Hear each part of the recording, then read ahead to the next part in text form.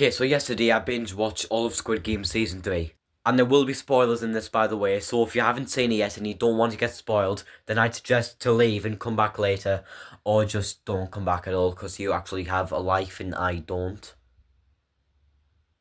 Anyway, overall it was brilliant, but just emotionally draining. It was depressing as fuck, but that's why I loved it, because I'm an absolute sap. But it also fixed my main issues that I had with Season 2. First of which being that the characters were way more engaging. Because as much as I did love Season 2, most of the characters were just not that compelling. But that's different in Season 3 because they actually let us spend time with them. So when some of them die, it feels more emotional than you would have expected. And they also managed to balance out the storylines a lot better. None of them feel sidelined. But I'm going to talk about some of the major deaths now, so this is your last spoiler warning.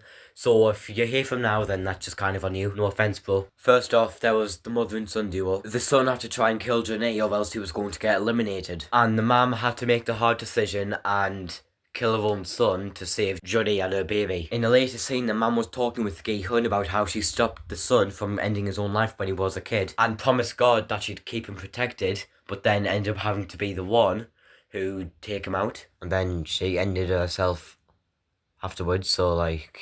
See, it's depressing as fuck. Hyunju also died. She even had the chance to pass the game, but she went back to get the mother and son to safety, choosing humanity over winning, but then got killed by Young-ji in front of the very people she was trying to save. Jun-hee died in jump rope. She wasn't able to get across because she injured her ankle, and when she realised that, she asked Gi-hun to promise to take care of her baby. Myung-ji was one of the final players to go. The fact that he was willing to kill his own infant child just so he would win all of the prize money just showed how dark humanity can actually get. And then there's the most emotional one, being Gi-hun. He sacrificed himself saving Jun-hee's baby, choosing humanity over winning. Starting to get a bit of a pattern, don't you think? Which manages to change the frontman's bitter view of people, and that there's still actually good left in humanity. Gi-hun died remaining faithful to his ideologies. He stopped the Korean Games, but at the cost of his own life. But the games go on worldwide, which is basically the show saying that one person isn't enough to change a system. Squid Game is a series that's about capitalism. It's about how some egotistical rich people